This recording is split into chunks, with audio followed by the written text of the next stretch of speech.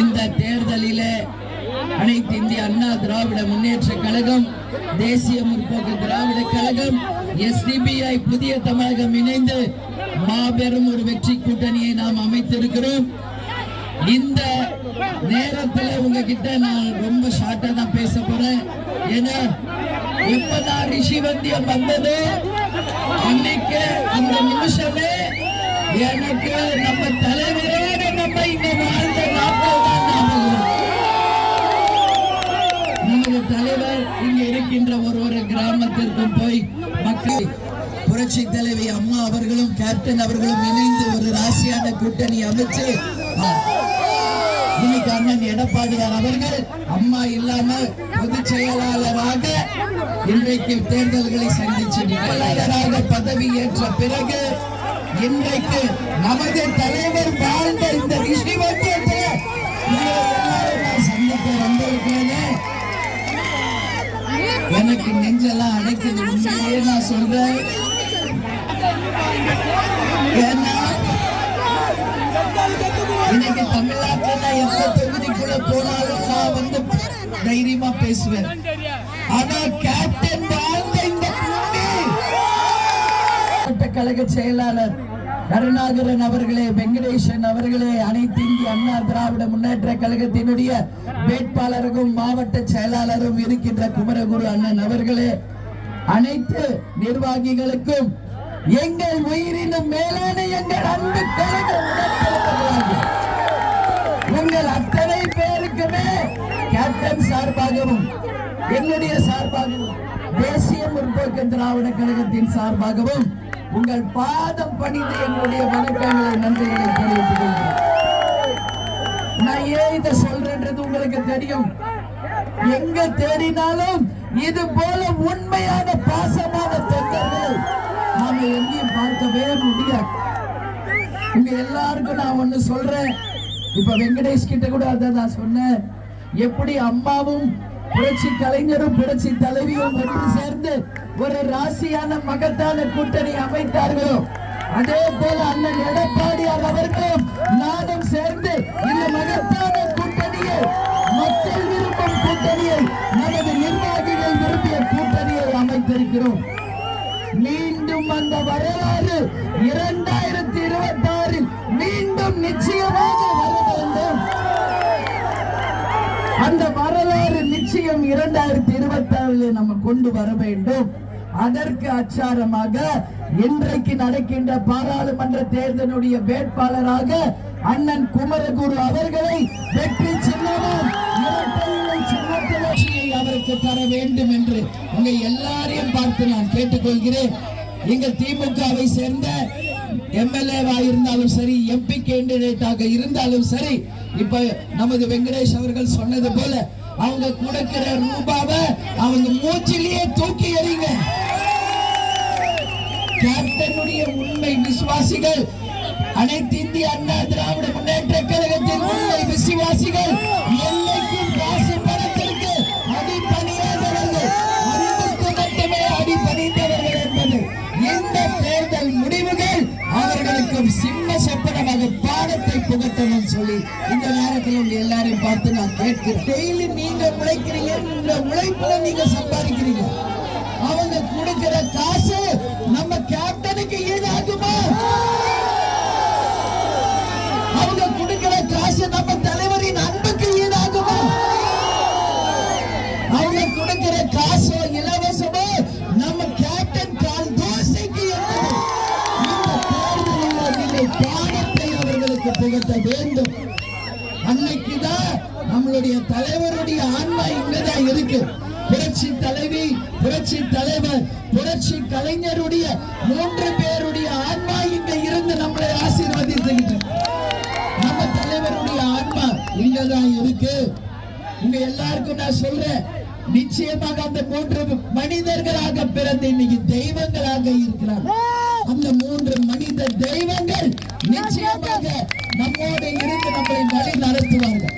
இன்னைக்கு என்ன நாள்? ஈஸ்டர். ஜீசஸ் அவர்கள் சிலுவையிலே அறியப்பட்டு இன்றைக்கு உயிர் தெழுந்த நாள். அதே போல நமது 3 தெய்வங்களும் உயிர்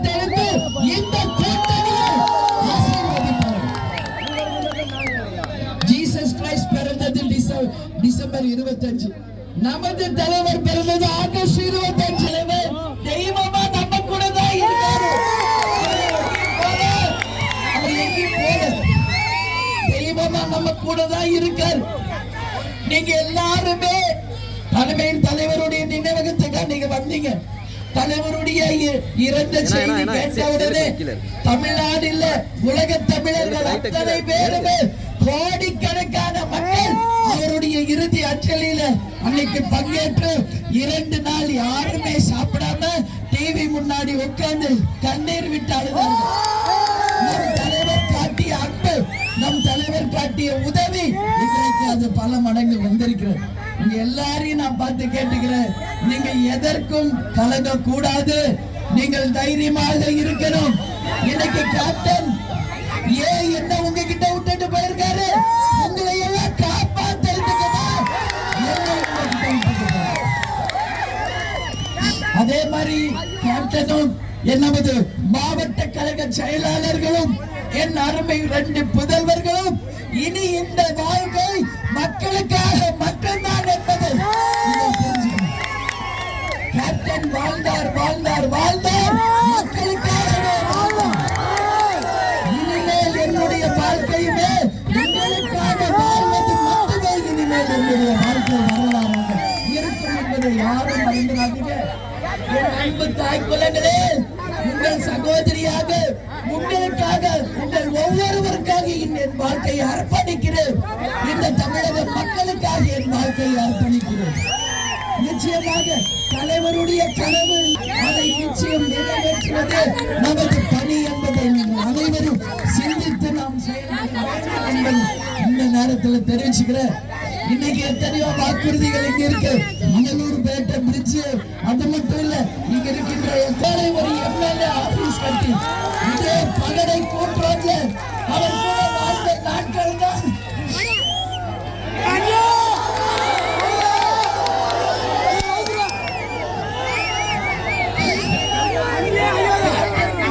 வாழ்ந்த அந்த வாழ்க்கை. கேப்டன் நமக்காக செய்ததை நம்ம யாரும் மறந்துடக்கூடாது. நல்லா புரிஞ்சுக்கங்க. என்னால என் கண்ணீரை நான் எங்கும் வெளியே காமிச்சதே கிடையாது. என்னுடைய துக்கம், வேதனை எல்லாமே தனியாதான் இருக்கும். ஆனா அவர் வாழ்ந்த இந்த பூமிக்கு வந்த பிறகு என்னால என்னுடைய சோகத்தை அடக்க முடியாத ஒரு நிலையில நான் இருக்கிறேன். இந்த அன்பு வேற எங்க கிடைக்கும்? எங்க கிடைக்கும் இந்த அன்பு? அதனால உங்களுக்கு எல்லாமே நான் சொல்றேன், என்னெல்லாம் திட்டங்கள் இங்கே வர வேண்டுமோ அத்தனை திட்டத்தையும் அண்ணன் குமரகுரு செய்யறாருன்னு நினைக்காதீங்க. அவர் ரூபத்துல கேப்டன் அவர்களே இன்றைக்கு அண்ணன் குமரகுரு ரூபத்துல வந்து நிச்சயமாக உங்களுக்கு கொடுத்த அத்தனை வாக்குறுதியும் நிறைவேற்றுவார். அண்ணா திராவிட முன்னேற்ற கழகமும் தேசிய முற்போக்கு திராவிட கழகமும் ராசியான நேச்சுரல் அலையன்ஸ் என்பது இந்த தேர்தலில் நீங்கள் நிச்சயம் நிரூபிக்கணும். எப்பவுமே நானும் கேப்டன் பேசிக்குவோம். அதிமுக 4 எழுத்து, தேமுதிக 4 எழுத்து, எஸ்டிபிஐ 4 எழுத்து. இன்னைக்கு நாம் அமைச்சிருக்கிற கூட்டணியும் 4 கூட்டணி. தேர்தல் முடிவுகள் வரப்போவது ஜூன் 4ஆம் தேதி என்பது யாரும் மறந்துடாதீங்க. நீங்கள் இரட்டை இலை சின்னத்திற்கு தந்து அமோக வெற்றியை இந்த தேர்தலில் அண்ணன் அவர்களுக்கு நீங்கள் தரணும் சொல்லி நான் கேட்டுக்கிறேன். இங்க பாருங்க, என்னெல்லாம் வாக்குறுதின்னு நான் படிச்சா 1 மணி நேரம் படிக்கலாம். படிக்கணுமா? தெரியும், உங்களுக்கே தெரியும். இந்த தொகுதிக்கு என்னெல்லாம் நம்ம வேட்பாளர் வெற்றி பெற்று வந்தால் செய்ய வேண்டும் என்பது உங்க எல்லாருக்கும் தெரியும். இன்னைக்கு நம்ம எதிர்த்து போட்டியிடும் போட்டியாளர்கள் அது திமுகவாக இருந்தாலும் சரி, பாஜகவாக இருந்தாலும் சரி, அவர்களுக்கு நீங்கள் ஒரு பாடத்தை இந்த தேர்தலில் நிச்சயமாக புகட்ட வேண்டும். கேப்டன் அவர்கள் கட்டின பேருந்து நிலைய பஸ் ஸ்டாண்ட இடிக்கிற உரிமையை யார் உங்களுக்கு கொடுத்தார்? யார் உங்களுக்கு கொடுத்தாங்க? ஒரு கட்டடத்தை கட்டுவதும் ஒரு பேருந்து நிலையத்தை மக்கள் வரி பணத்துல கட்ட எவ்வளவு கஷ்டப்படுறோம். கட்டதெல்லாம் இடிக்கிறது தான் இந்த திமுகவுடைய வேலையை. வேற என்ன இருக்கு? இப்படிதான் நம்ம கல்யாண மண்டபத்தை இடிச்சாங்க. இன்னைக்கு கேப்டன் கட்ன நம்ம பஸ் ஸ்டாண்டை இடிக்கிறாங்கன்னா உங்களுக்கு யார் அந்த அதிகாரத்தை கொடுத்தது? பொறுமையா இருங்க. இந்த தேர்தலுக்காக தான் நான் அமைதி காத்துக்கிட்டு இருக்கேன்.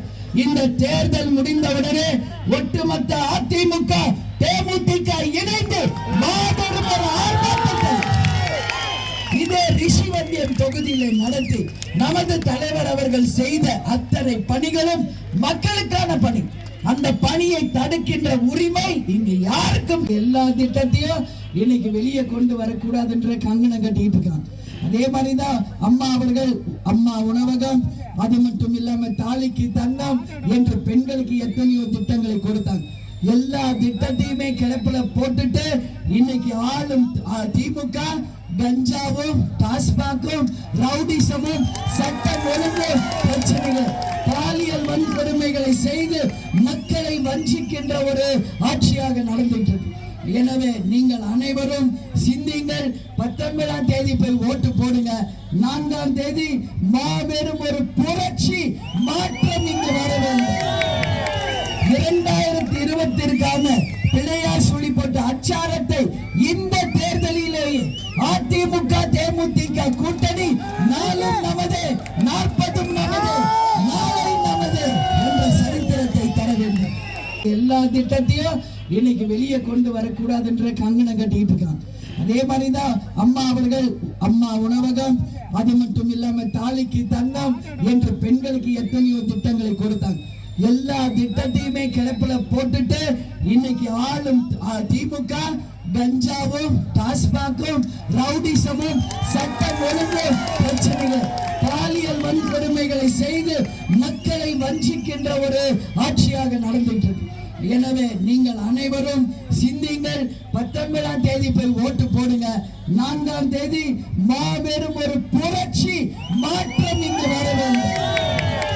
2020ற்கான பிள்ளையார் சொல்லி போட்ட அச்சாரத்தை இந்த தேர்தலிலேயே அதிமுக தேமுதிக கூட்டணி நாளும் நமது 40ம் நமது நாளை நமது என்ற சரித்திரத்தை தர வேண்டும்.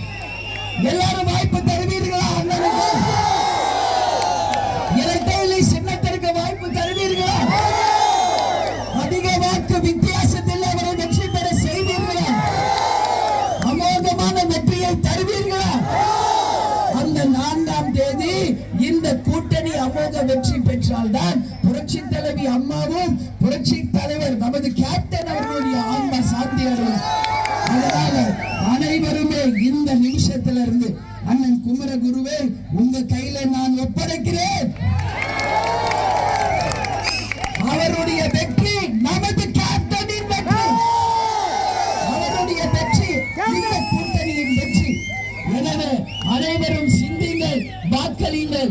நாளை நமதே என்று சரித்திரம் படைக்கக்கூடிய அளவு இரட்டை இலை சின்னத்திற்கு அண்ணன் எடப்பாடியார் சொல்றது போல ஒத்தை விரலால் ஓங்கி அடிங்கள், இரட்டை இலை சின்னத்திற்கு வாய்ப்பு கொடுங்கள் என்று கூறி அண்ணன் அவர்களுக்கு இரட்டை இலைக்கு வாய்ப்பு கொடுங்கள் என்று கேட்டுக்கொண்டு உங்களிடமிருந்து விடைபெறுகிறேன். நன்றி, வணக்கம்.